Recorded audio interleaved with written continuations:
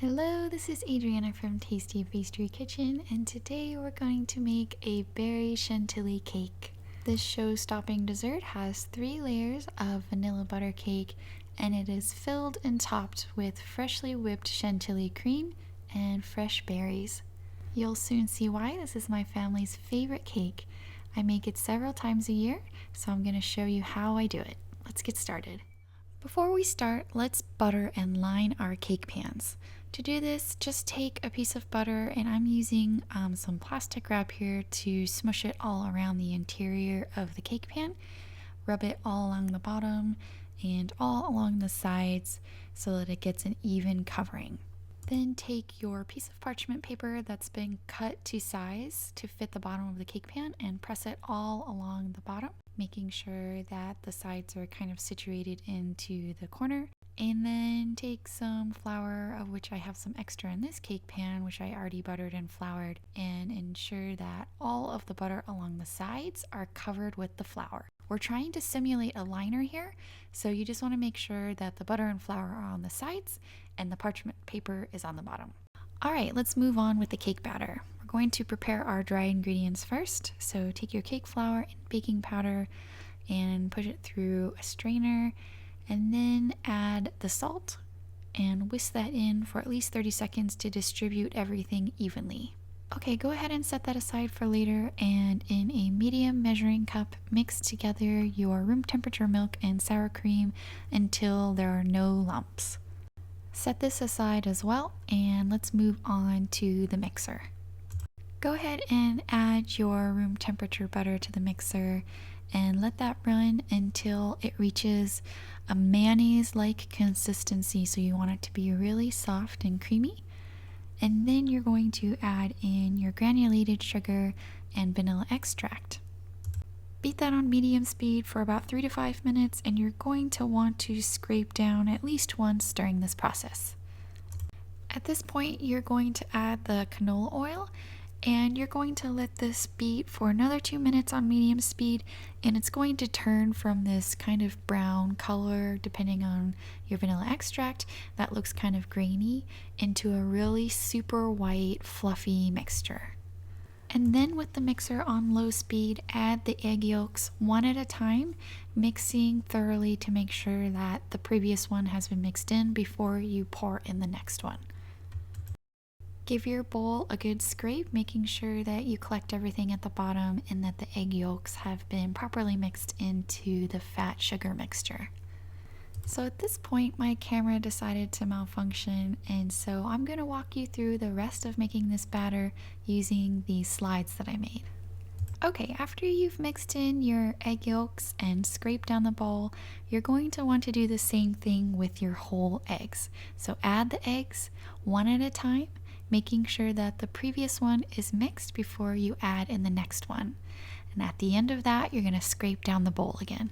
Then we're going to alternate the dry ingredients with the wet ingredients. So take that bowl of flour and baking powder and salt and pour half of it into the mixer. Mix that on low speed until it's just mixed in, and then take a spatula to scrape in any flour that's left on the sides. And then you're going to take your milk sour cream mixture and pour half of that into the bowl. Mix on low speed and then scrape to make sure that everything is mixed in. You're going to do this process for a total of 3 times or until you have no more flour or milk left. Now divide the batter amongst the 3 cake pans. You can use a scale if you want to be very precise, which I've done in the past, but today I'm just going to eyeball it. Give each cake pan about 2 or 3 really firm taps against the surface of the counter to release any large air pockets. Place the pans into an oven that's been preheated to 350 degrees for about 30 to 35 minutes. My husband's contribution to this cake was to go out and buy fruit, and I think he did a pretty good job, yeah? So let's go ahead and prepare that for the filling and the topping. Just slice the tops off of the strawberries and slice them into 1/6, depending on how fat they are. So you're going to want slices for in between the cake, and you can leave them whole for the top if you like. And then the raspberries and blueberries you can leave whole. And sometimes I cut the blackberries, just beware that they will stain the whipped cream inside the cake. So today I'm just going to leave them whole. Take your cakes out of the oven. Remember to check them about 5 minutes before any recipe states to make sure that you don't overbake. Now you can check for doneness a few ways. For this golden butter cake, I can check by just inserting a skewer and there should be no crumbs attached. Additionally, if you have an instant read thermometer, the internal temperature of a baked cake should be around 209 degrees Fahrenheit. I always use this method to check for doneness. You can also use visual inspection of the cakes. Notice how the cake on your right is a little bit more darker and domed in the middle, as well as reading at a slightly higher temperature at the center. This pan is a fat Didio pan, and the two pans on your left are Nordic ware pans. Because the fat Didio pan has a higher side, it caused the cake to rise a little bit more in the middle, and the difference in thickness of the material caused a more brown cake along the bottoms and the sides. I should have probably taken out the fat Didio pan about 3 to 4 minutes earlier. Just remember that every pan is going to bake differently, just like every oven is going to bake your cakes differently. Let your cakes cool completely in the pan before removing them. Take a knife and slide it around the perimeter of the cake to remove any stuck edges, and then what you do is place another rack or plate on the top and invert. The cake should fall out immediately and just peel off the parchment paper backing. I then like to flip them back over. So you can use these cakes today, just make sure you pop them in the freezer for about 10 to 15 minutes to firm up so you don't have any trouble stacking and crumb coating them. Alternatively, you can refrigerate these for a couple days or freeze them for up to a month if you like. Okay, so now we're going to make the Chantilly cream and whipped cream to fill and frost the cake. I'm kind of particular in that I use 2 kinds of Chantilly whipped cream for my cake. And the reason for this is that you need a stiffer whipped cream to fill and crumb coat the cake, but when you frost the final coating with this whipped cream, it gets lots of air bubbles. So then I usually make a second batch of just whipped cream to frost a smooth layer on the outside of the cake. So this is my first batch of Chantilly whipped cream that we're going to whip up to really stiff peaks, and in addition we're going to add some mascarpone to add some stability. To do this, all you have to do is add some heavy whipping cream and sugar to a cold mixing bowl, and using the whisk attachment, you're going to whisk this until it gets fairly stiff peaks. Just remember not to go too far because this will bring you into the butter stage, which you can't really frost with. Once your whipped cream has reached the stiff peak phase, you can add in your mascarpone. Just make sure that it is room temperature, and what I usually do is leave it at room temperature and take a spatula and kind of smush it around in a bowl to make sure that it's really smooth, and then add it to the whipped cream. Then add in your almond extract, which is the telltale sign of a Chantilly cream. Let the mixer go on low for about 10 to 15 seconds or until the mascarpone is just combined. I'm baking and decorating my cake in the same day, so I stuck my layers in the freezer for about 15 minutes. Now you're going to want to level the cakes, which means that we're just going to slice the tops off and make them more even so that when you stack them, you get a more uniform shaped cake. For a 3-layer cake, I like to make sure that my cake layers are about 1 inch thick, and I'm using the Wilton cake cutter, which is, I believe, about the 7 setting on the side. And I see that my cakes have some rather large holes inside, which isn't really a big deal, but if I was striving for perfection, I would actually remake these. I think the reason for these holes is that I didn't mix the sour cream well enough into the milk, and that caused these pockets to grow inside of the cake while it was baking. I think in the end the whipped cream is just going to end up smushed down into those holes, so it's not really a big deal. And of course, like I said before, this step is totally optional, but I think you will end up with a more beautiful cake if you do it. And of course, you can always use a really long serrated bread knife to accomplish the same task. So to decorate the cake, I like to prepare my turntable with a little bit of non-stick shelf liner and then place the cake drum on top. Place a smudge of whipped cream on the cake board to make sure that the cake doesn't slide around, and then try to center your first layer on the cake board. Then take some of that Chantilly whipped cream that you just made and place it onto the first layer, spreading it into an even layer as you turn the table. Then arrange your prepared fruit on top of your nice layer of Chantilly cream. I used to go really light with the fruit inside the layers, but since we're using a more stable whipped cream, it's able to hold more fruit inside. Don't be shy with the fruit, you really do need a lot of it in this cake. The cake in and of itself is pretty sweet, and so you have the whipped cream, which adds that kind of fatty, creamy element to the cake. The fruit is essential because it adds the acid, and that is really needed to offset the sweetness of the cake. You really don't need any kind of symmetry or design for the inside of the cake in terms of the fruit, so I have no idea why I decided to do it this way, but you could just as easily dump in a bunch of fruit.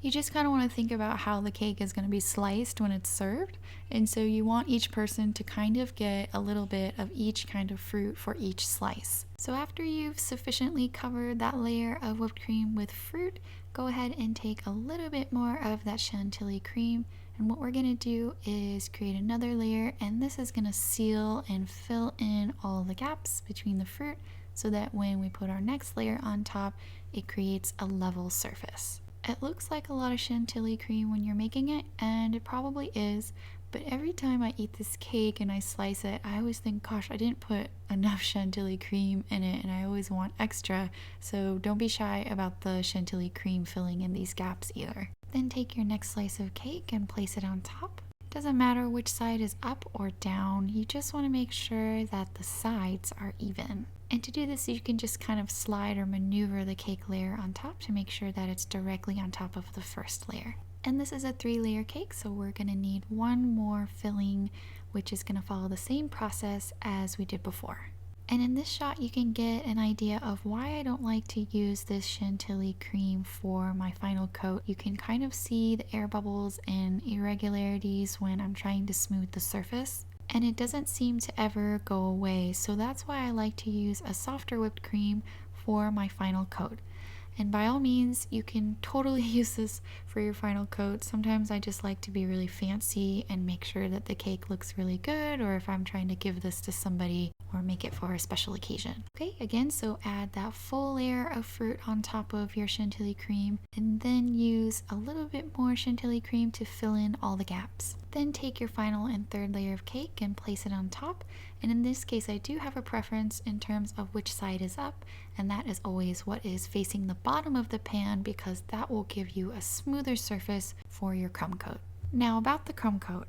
So for whipped cream cakes, it's pretty common to just do one layer and be finished with the cake. However, I don't have that type of ability to where I would frost the cake and there wouldn't be any crumbs on the outside. So no matter what cake I'm making, I always like to crumb coat, and so that's what I'm gonna do here. And so what I'm doing here is just spreading a really thin layer of the Chantilly cream over every exposed area of cake and making sure that all the gaps are filled along the sides as well. Then take this cake and stick it in the fridge for about 10 to 15 minutes while you prepare the final whipped cream. Take your chilled cake out of the fridge and frost the final coat with your prepared whipped cream. Now this final whipped cream is made just using heavy whipping cream and sugar and whipped into medium soft peaks. Notice how much cleaner it looks when you frost with this type of whipped cream. There is of course the trade-off of stability when using this whipped cream to fill, so just make sure that you err on the side of making a stiffer type of Chantilly cream to fill your cakes. Okay, to decorate this cake, I like to save some of the stiffer Chantilly cream to pipe a border along the perimeter of the top and then fill the middle with a fruit arrangement.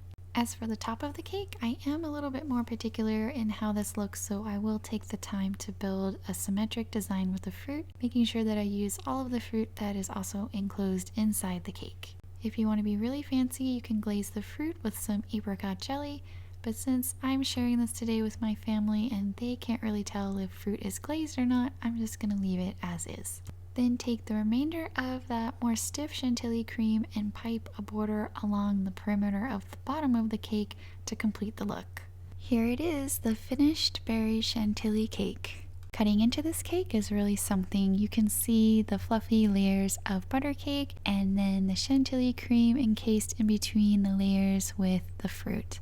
Let me just preface by saying I eat a lot of desserts, and I love this cake so much that I made it for my very own birthday.